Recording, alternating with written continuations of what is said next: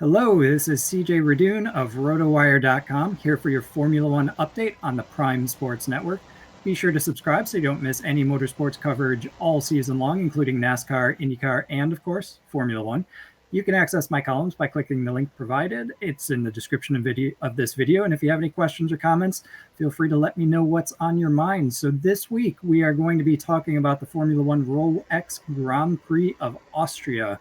But 2 weeks ago, we visited Canada, and as predicted, it was another Max Verstappen weekend. So he overcame wet and dry qualifying sessions on Saturday, actually took the pole, and then went on to dominate the Canadian Grand Prix. He led every single lap, and the rain on Saturday jumbled up qualifying quite a bit, but at the end of the day, Sunday, it was another win, and that stretches his lead over teammate Sergio Perez in the championship standings. And quite honestly, at this point early in the season, Verstappen looks even more unassailable at the front than he did before. Canada, as mentioned, was another rough patch for Perez. He failed to advance in that tricky qualifying session. He ended up starting 12th, and by the time the race was over, he had only worked his way back up to 6th place.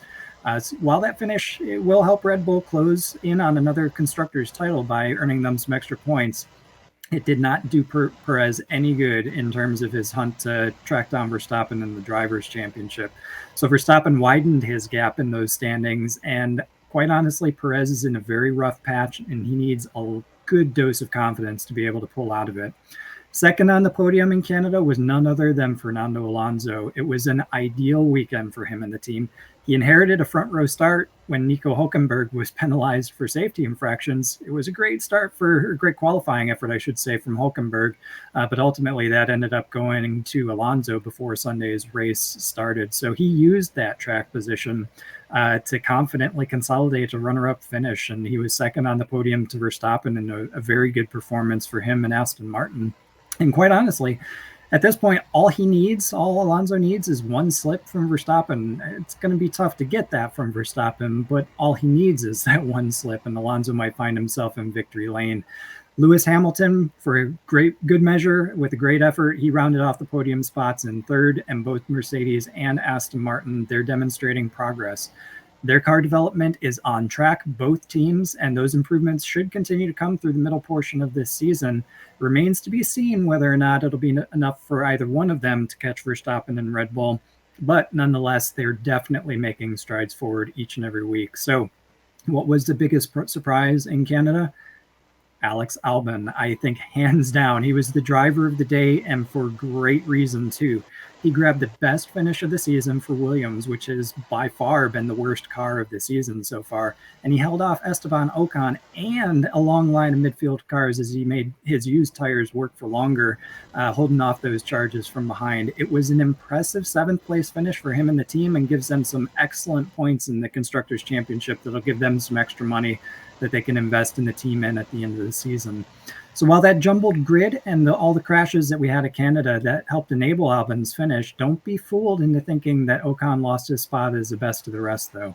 The Alpine driver was hot on Albon's heels. He just couldn't get that pass done. And, Ocon will be back for more. And I think, again, Alpine's looking really good. I would expect them here at Austria to be back at the top of that midfield battle. However, given the right circumstances, maybe we see some more of Alex Albon and the Williams as this season goes on. And the season does go on this week, and we're headed, as I mentioned before, to Austria and the Red Bull Ring. So with the Red Bull company headquartered in Austria, this could be considered a home race for the team. However, the team is actually based in England. So while the namesake certainly of the track is theirs, they're going to want to win regardless. And quite honestly, Max Verstappen and Sergio Perez both actually look like they have a really good chance this weekend. The track has been in Formula One's history since 1970, so it's been around for quite a long time, and actually the current configuration dates back to 2014. Since then, since that 2014, it's returned to the calendar. Verstappen has won 4 times, Hamilton has won twice, and Leclerc won last year. So the track is a short one, but it has significant elevation changes. It's crazy elevation. You climb from the start at the lowest part of the track, which is the start line, climbs by the time you get to the second turn, as high as the Leaning Tower of Pisa. That's all within 2 turns. It's crazy. But then after that, it's medium to high speed turns all the way downhill back to the finish line. So it's almost like a ski slope, which makes sense considering it's sitting in the Alps. There are 2 very good overtaking possibilities, one in the climb to turn 2, and then certainly going into turn 1 as well. If you're able to use those medium and high speed corners to your advantage, stay within DRS zone and keep the tires under you, you can actually make some pretty good passes. And that's how Charles Leclerc ended up passing Max Verstappen twice last year. Verstappen won the sprint race on Saturday, and Leclerc leveraged what he learned in that sprint race to actually hang in Max Verstappen's wake and use that DRS to his advantage, actually passing the Red Bull on track twice to take that victory.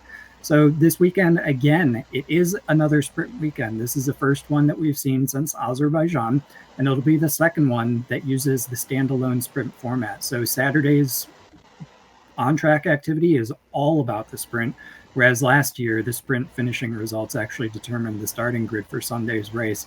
What that means, though, is that on Friday, the teams have to get their race set up in, and that's going to be a really tough challenge for them to do, considering they're still in the process of rolling out all those chassis upgrades each and every week. So they really only have one practice session to be able to get everything right for qualifying to set themselves up for their run at Sunday's race.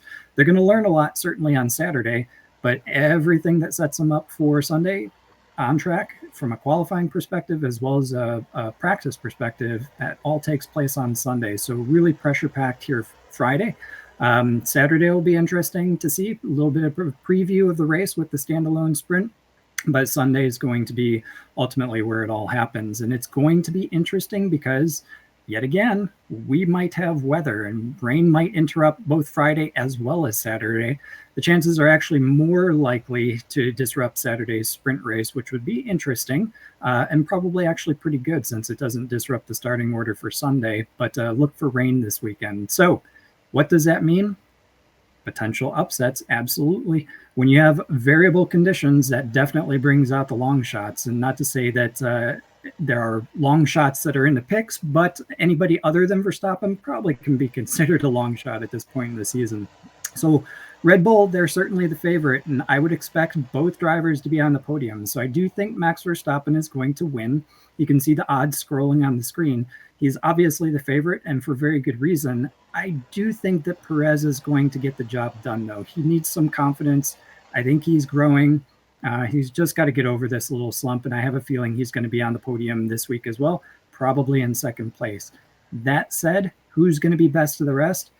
You're looking at Hamilton and Alonso. Both of these teams, both Mercedes and Aston Martin, continue bringing their chassis upgrades each and every week, and they are paying off. Hamilton has said, and the entire Mercedes team has said, that they found the direction that they need to go with this year's car.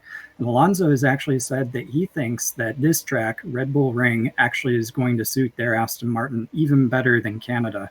And he finished second in Canada, so look out. That said, if you're going to look for somebody other than Verstappen or Perez, Hamilton and Alonso are going to be your choices. I'm probably going to give the edge to Alonso, though, just because I think the confidence of the Aston Martin, given what they did at Canada, the confidence on this track is even higher, so I would put Alonso in that long shot category if you're not going to go with Verstappen. That said, though, you can get some relatively decent odds, or at least more attractive odds, if you go with the double podium for Red Bull. And you can see those again scrolling on the screen. I think Mercedes has a good shot at a double podium as well if anything happens to Alonso or Perez. But look at Red Bull actually in the positive territory there. So I do think, given that Perez is going to get out of his slump sooner or later, this track is a good one for him to do it, considering it's Red Bull's home.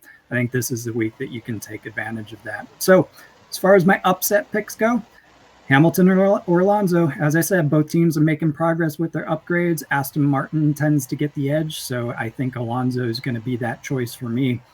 The last category definitely want to hit on is that winner without.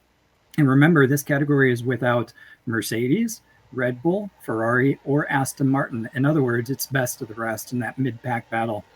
Esteban Ocon. all the way. Alpine has the measure of the midfield fight right now, and he's been leading the way. So look at those odds if you're looking for somebody outside of those top 4 teams, and you've got yourself a really exciting Austrian Grand Prix weekend. Look out for the rain in the sprint race and be ready for excitement on Sunday. So again, I am CJ Radune of RotoWire.com here for the Prime Sports Network. Remember to subscribe so you don't miss any videos all year long. That includes NASCAR, IndyCar, and Formula One. You can access my columns in the link provided. And if you have any questions, any specifics that you want to hit on, feel free to drop them in the comments section, and I'd be happy to address them on air. Until next time, keep it out of the fence.